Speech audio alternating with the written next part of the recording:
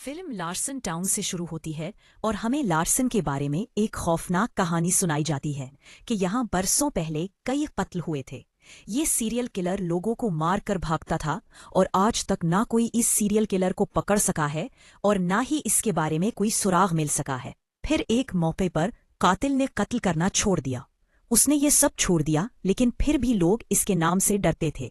लोग उसे पीले चेहरे के नाम से जानते थे क्योंकि जिन एक या दो लोगों ने उसे देखा था उन्होंने उसे चेहरे पर मास्क लगाकर देखा था। पब कहानी हाल की तरफ आती है और हमें उसी कस्बे के एक घर में एक लड़की दिखाई जाती है जो उसी कातिल से फरार होने की कोशिश कर रही है।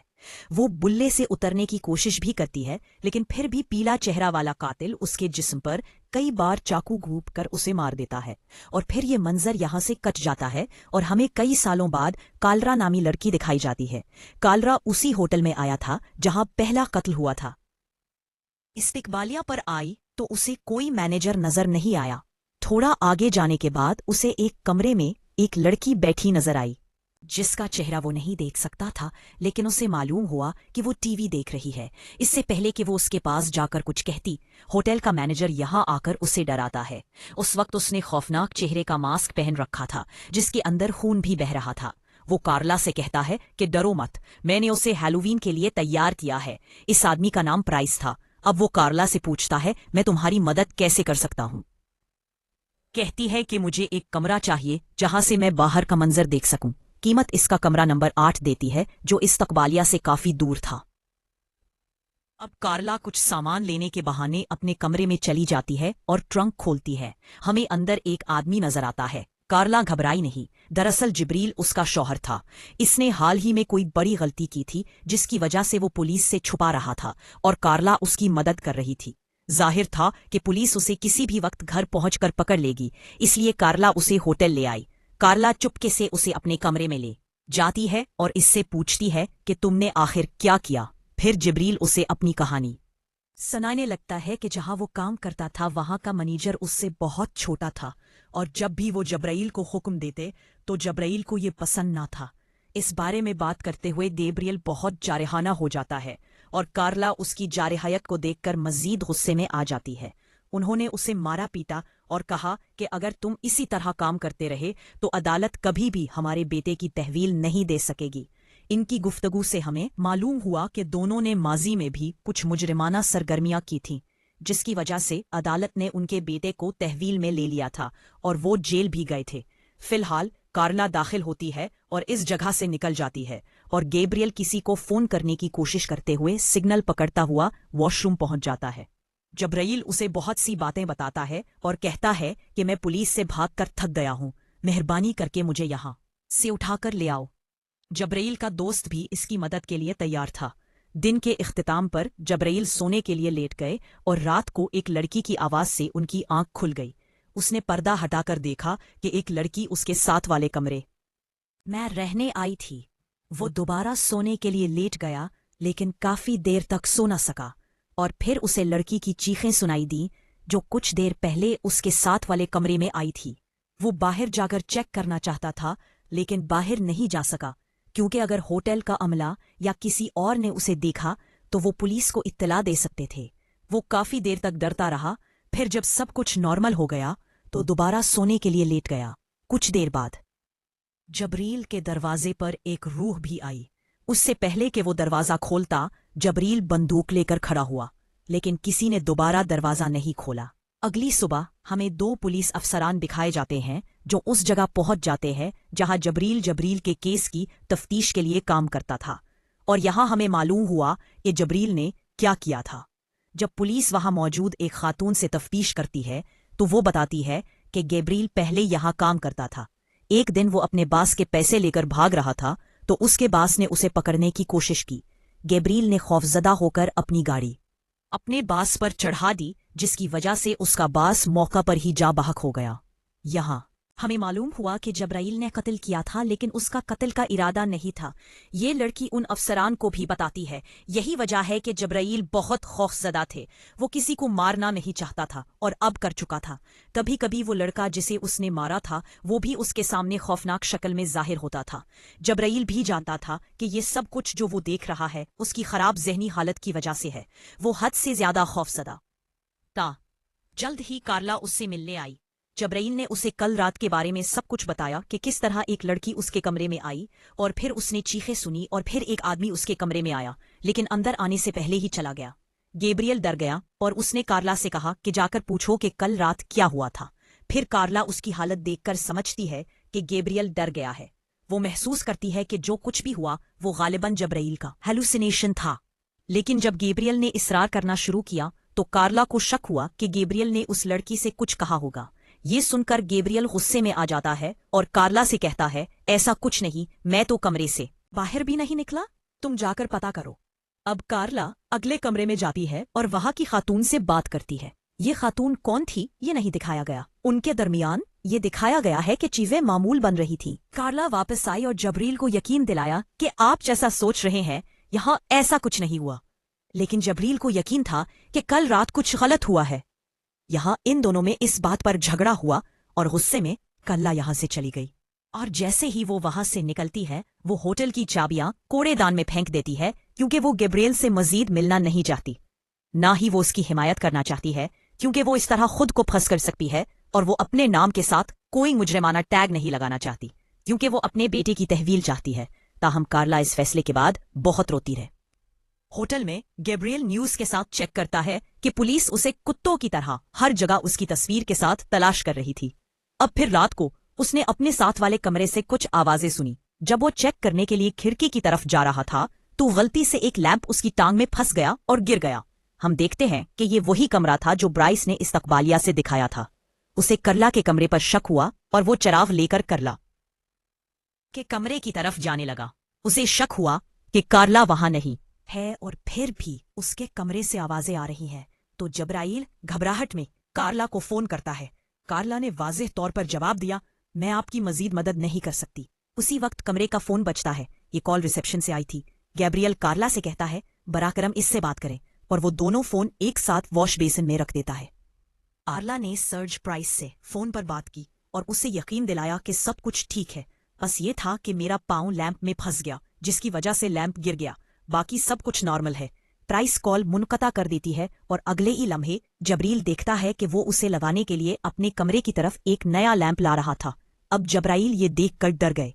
काफी देर तक उसने प्राइस के लिए दरवाजा नहीं खोला, लेकिन प्राइस के पास चाबी भी थी। तीसरा वो दरवाजा खोलने लगा। जबराइल के पास कोई चारा नहीं था। वो दरवाजे के पीछे खड़ा हो गया और जोर लगाना शुरू कर दिया ताकि प्राइस अंदर ना आ जाए। कीमत जान गई थी कि कार्ला यहाँ नहीं है, तो जबराइल उसे सच बताता है कि मैं कार्ला का साबिका शौहर हूँ और मैं अभी यहाँ हूँ। कीमत कहती है, मुझे अंदर आने दो, मैं अभी लैंप लगाने आया हूँ। तो जबराइल उससे कहता है कि मुझे उसकी जरूरत नहीं है। उस वक्त जबराइल को अपने दोस्त का फोन भी आ रहा था जो उसे उठाना था, लेकिन उससे ज्यादा अहम प्राइस को यहां से भेजना था, जिसकी वजह से वो कॉल रिसीव नहीं कर सके। वो शख्स कुछ देर बाहर जबराइल का इंतजार करता रहा, लेकिन जब जबराइल ना आया तो गुस्से में वहां से चला गया। अब यहाँ हमें वो अफसरान दिखाए गए हैं जो गैब्रियल के केस की तफ्तीश कर रहे थे, और उन्हें गैब्रियल की बीवी के बारे में मालूम हुआ जो पहले भी मुजरिमाना सरगर्मियों में मुलव्विस रही है, यानी कार्ला। वो पहले कार्ला के घर जाकर तफ्तीश करने का फैसला करते हैं। यहाँ कार्ला ने रात गए अपने घर पर दस्तक भी सुनी। पूछने पर बताया गया कि बाहर कुछ पुलिस एहलकार मौजूद हैं, लेकिन जब उसने दरवाजा खोला तो बाहर कोई नहीं था। वो खुले दरवाजे से उधर उधर चेक करने लगे। फिर उसे लगा कि कोई घर में दाखिल हुआ है। कार्ला खौफजदा होकर अपने आप को बचाने के लिए छड़ी उठाती है और फिर कातिल यानी पीला चेहरा उसके सामने आता है। वो उसे देखकर बहुत डर जाती है। कातिल घर में कार्ला और उसकी माँ की तस्वीरें देखता है और कार्ला को एक चौंका देने वाली खबर देता है कि उसकी माँ को भी उस कातिल यानी पीले चेहरे ने कत्ल किया है। यही नहीं, वो अपने गले में पहना हुआ एक लॉकेट भी दिखाता है जो कार्ला की माँ का था, जिसके बाद वो कार्ला पर बेरहमी से हमला करता है और कटला को कत्ल कर देता है। सुबह जब पुलिस कार्ला के शौहर को ढूंढती हुई यहाँ पहुंची तो पता चला कि घर पर कोई नहीं है और हर तरफ कार्ला का खून था। चौंका देने वाले अंदाज में हमें गैब्रियल दिखाया गया है, जो सारी रात अंधेरे यानी अपने दोस्त की कॉल का इंतजार करता रहा और कॉल आते ही इल्तिजा करने लगी कि कल के लिए मुझे माफ कर दो, प्लीज, मेरी जान को खतरा है। आज आकर मुझे उठा लेना, मैं तुम्हारी एक कॉल पर हर हाल में तैयार रहूंगा। जब्राइल अब बहुत खुश हो गया। वो जल्दी से तैयार हुआ और फिर पीला चेहरा मास्क पहने उसके पीछे आया। उसे देखकर वो डर गया। उससे पहले कि वो कुछ कहता, पीले चेहरे ने उसे बेहोश कर दिया और जब उसे होश आया तो वो पॉलीथीन बैग में था। उसके हाथ और मुंह बंधे हुए थे। उसने अर्द गिर्द नजर दौड़ाई और ब्राइस को कमरे की सफाई करते हुए देखा और ये देखकर उसे ये समझने में एक लम्हा भी नहीं लगा कि ब्राइस ही असल में कातिल है, यानी पहला चेहरा। गैब्रियल घबराकर जेब से अपना फोन निकालकर कार्ला को कॉल करने की कोशिश करता है, लेकिन अचानक विल का फोन बजता है और वो डर जाता है और वो देखता है कि कार्ला का फोन उससे भाग रहा है और उसकी लाश भी उसके बिल्कुल पास पड़ी है। ये देखकर वो डर जाता है। अब फोन की आवाज सुनकर ब्राइस उनके करीब आता है और गैब्रियल दोबारा ऐसे काम करने लगता है जैसे वो बेहोश हो। ब्राइस कार्ला के मुर्दा जिस्म को घसीटता है और दोबारा ऐसे काम करने लगता है जैसे वो बेहोश हो। ब्राइस कार्ला की लाश को घसीटता है और उसे ताज के नीचे वाली सुरंग के अंदर फेंक देता है। अब इससे पहले कि वो जब्रियल को भी फेंके, उसने अपना फोन महफूज कर लिया। ये आंद्रे की कॉल थी जो उसे लेने बाहर आई थी। जब्रियल को ये कॉल उठानी थी। फोन उठाते ही ब्राइस ने उसे देखा, फिर क्या, अब वो मरने ही वाला था। ब्राइस उस पर चाकू से हमला करने के लिए आगे बढ़ता है, लेकिन जब्रियल अपने आप को बचाने की कोशिश में उसे दूर फेंक देता है और उसके हाथ में छरी उसे घोंपती है और वो उस गड्ढे में जा गिरता है जिसे उसने खुद खो दिया था। जब्राइल की पेशानी पर खून के निशान थे और वो बहुत परेशान थे। जब वो होटल से बाहर आया तो उसे आंद्रे का फोन आया, जिसने उसे देखते ही गाड़ी भागने के लिए तैयार कर ली। लेकिन जब्राइल ने गाड़ी के करीब जाने से पहले पुलिस को फोन किया। इस दौरान उसने अपने पीछे एक औरत की आवाज सुनी। उसने पीछे मुड़कर देखा कि ये ब्राइस की बीवी थी और उसे मालूम हुआ कि वो भी उसके तमाम कत्ल में उसकी मदद करती थी। उनका कहना है कि सिर्फ मैं ही नहीं, मेरा बेटा भी हमारे लिए यही काम करता है। जब्राइल उनकी बात सुनकर परेशान हो गए और पूछा कि तुमने कलदाह को क्यों मारा, उसने तुम्हें क्या नुकसान पहुंचाया? तो औरत ने बताया कि कलदाह ने उस लड़के के घर से उस दिन आखिरी कत्ल के बारे में सुना था। अब वो पुलिस को ना बताती, इसलिए उसे मारना जरूरी था। अब ये कहते ही अचानक जब्राइल का बेटा पिलफिस्ट मास्क पहने हुए पीछे से आया और जब्राइल पर पीछे से हमला करके उसे कत्ल कर दिया। हम देखते हैं कि पुलिस कार्ला और गैब्रियल की तफ्तीश के लिए उस होटल में आई थी। मामला यहाँ भी बिगड़ सकता था, लेकिन हैरानकुन बात यह थी कि खातून ने सब कुछ संभाल रखा था। उसने जब्रील की लाश भी जेरे जमीन सुरंग में फेंक दी। उसका बेटा भी वहां से भाग गया। जब पुलिस ने जब्रील के बारे में पूछा तो उस खातून ने कहा कि हाँ, वो कुछ दिन पहले हमारे पास रहने आई थी, लेकिन हमें नहीं मालूम कि वो कहाँ गई। कुछ देर बाद हम देखते हैं कि औरत अपने बेटे के पास जाता है और उससे कहता है कि अब हमें ये जगह छोड़ना पड़ेगी, क्योंकि अब पुलिस उनके बारे में जरूर तफ्तीश करेगी और हम तक पहुंचेगी और इस होटल में मौजूद लाशों तक भी पहुंचेगी। ये लोग यहां से जाने का फैसला करते हैं और फिल्म के पोस्ट क्रेडिट सीन में हमें उनकी जिंदगी का माजी दिखाया गया है। मालूम हुआ है कि ये दोनों शुरू से कातिल नहीं थे, अपनी जहनी बीमारी की वजह से ये कत्ल किया करता था। वो एक नफ्सियाती मरीज था। अब ब्राइस की बीवी कुछ भी करती थी, वो ब्राइस का साथ देने पर मजबूर थी और ब्राइस जिसे भी मारता था वो अपने बेटे के सामने मारता था और जहां वो लाश को ठिकाने लगाता था वो अपने बेटे के सामने ये सब बताता था। बचपन से ये देखकर उसके बेटे में भी लोगों को मारने का जुनून बढ़ गया और वो तीनों सीरियल किलर बन गए। यहाँ बताया जाता है कि इन तीनों ने मिलकर जो पहला कत्ल किया वो कार्ला की माँ का था, जैसा कि मैंने ब्राइस को पहले बताया था। बहरहाल फिल्म हाल पर वापस आती है और हम ब्राइस की बीवी और बेटे को देखते हैं जो अब आंद्रे के घर पहुंच चुके हैं, जो गुज़श्ता रात अपने होटल के बाहर से तेजी से भागे थे। उनका ख्याल था कि इसने उन्हें देखा है तो समझ लो कि अब वो उनका शिकार है। ओके, ब्राइस की बीवी मासूम होने का बहाना करती है और आंद्रे के दरवाजे पर दस्तक देती है और उसे बताती है कि मेरे फोन की बैटरी कम है और हमारी गाड़ी खराब हो गई है। अगर आप बुरा ना माने तो क्या मैं आपका फोन ले सकता हूँ? इस बहाने वो आंद्रे के घर के अंदर चली गई। बाहर निकलते ही हमने देखा कि उनका बेटा गाड़ी के साथ तैयार बैठा था। वो अपनी माँ के हुक्म पर था। इस कत्ल का इर्तिकाब करने के बाद वो यहाँ से भागना चाहता था और फिल्म उसी पर खत्म हो जाती है।